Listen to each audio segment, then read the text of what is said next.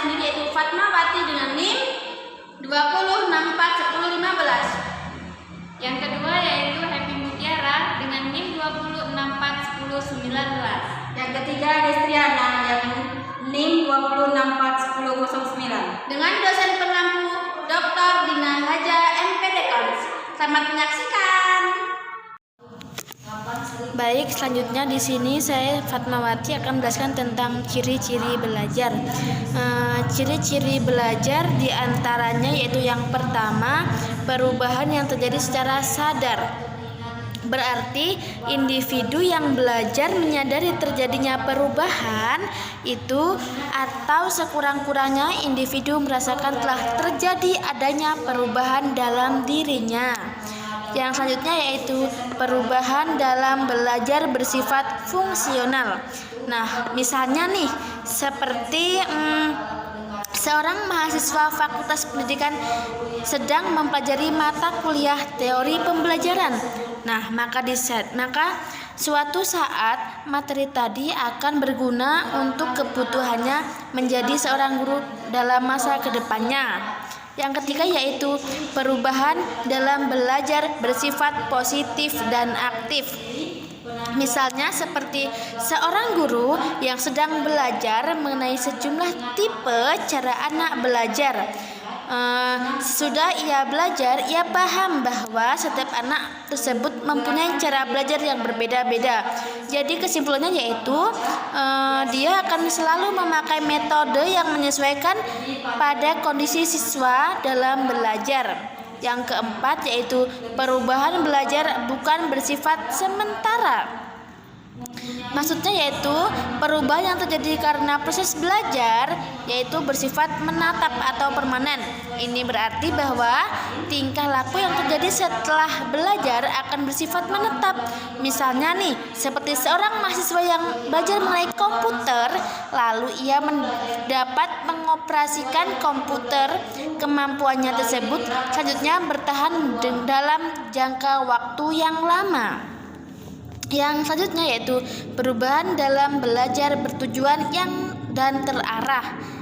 Maksudnya di sini adalah perubahan tingkah laku itu terjadi karena ada tujuan yang akan dicapai.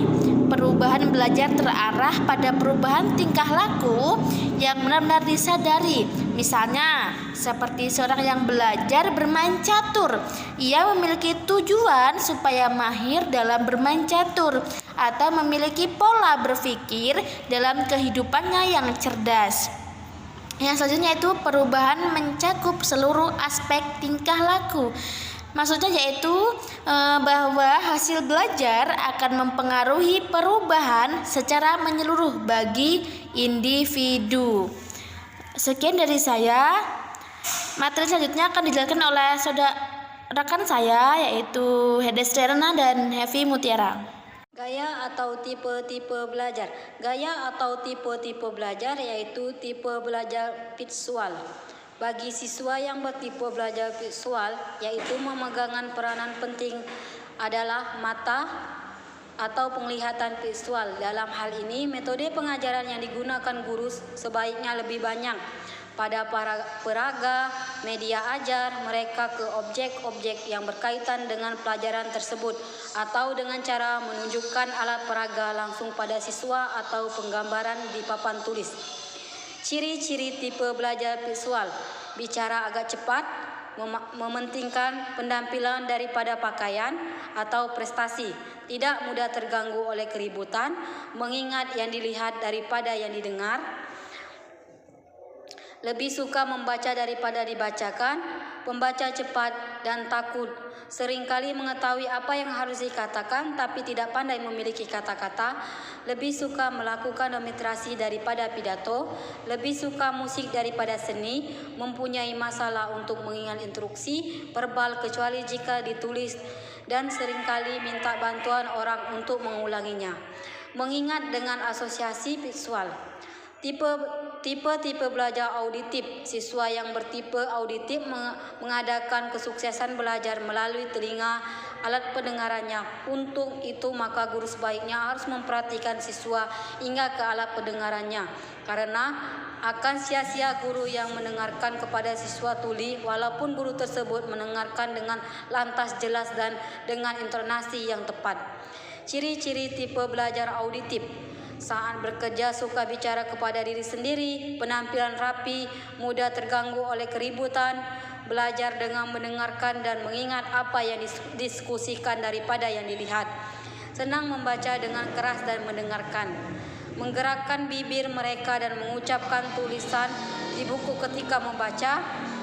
Biasanya ia bicara yang pasif, lebih pandai mengejar dengan keras daripada menuliskannya, lebih suka gurauan lisan daripada membaca komik, mempunyai masalah dengan pekerjaan-pekerjaan yang melibatkan visual seperti memotong bagi-bagian hingga sesuai satu sama lain. Bicara dalam irama yang terpola, dapat mengulangi kembali dan menirukan nada berirama dan warna suara. Tipe belajar kinetotip. Siswa yang bertipe belajar ini melalui gerak dan statusan. Sekian dari saya, akan dilanjutkan dengan saudara Epi Mutia.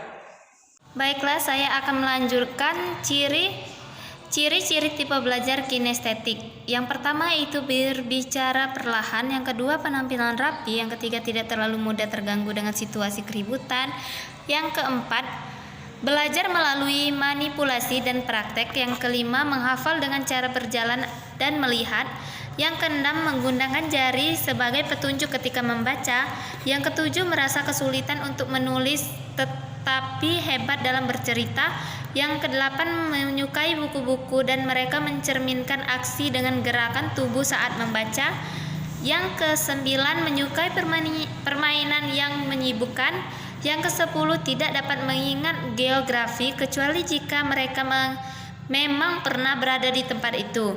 Yang ke-11 menyentuh orang untuk mendapatkan perhatian mereka menggunakan kata-kata yang mengandung aksi. Yang selanjutnya yaitu tipe belajar taktil. Tipe belajar taktil yaitu artinya rabaan atau sentuhan. Siswa yang seperti ini menyerap hasil pendidikannya melalui alat peraba, yaitu tangan, kulit, contohnya mengatur ruang ibadah, menentukan buah-buahan yang rusak atau busuk. Yang selanjutnya yaitu tipe belajar olfaktoris.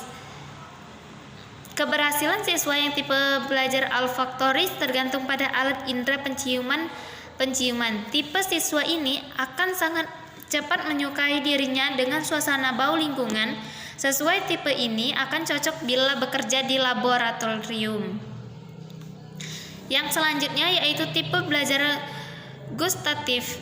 Siswa yang berarti tipe gustatif atau kemampuan mencicipi adalah mereka yang mencirikan belajar lebih mengandalkan kecapan lidah. Mereka akan lebih cepat memahami apa yang dipelajari melalui indera kecapannya. Yang selanjutnya yaitu tipe belajar kombinatif. Siswa bertipe kombinatif adalah siswa yang dapat dan mampu mengikuti pelajaran dengan menggunakan lebih dari satu alat indera. Ia dapat menerima pelajaran dengan mata dan telinga sekaligus ketika belajar. Karena banyak ragam tipe belajar siswa, maka kita sebagai pendidik hendaknya mengenali betul anak didik kita dan hendaknya pendidik memiliki berbagai metode mengajar agar siswa dapat menerima atau mengerti apa yang disampaikan oleh guru dengan seefektif dan sefisien mungkin. Itu tadi presentasi dari kelompok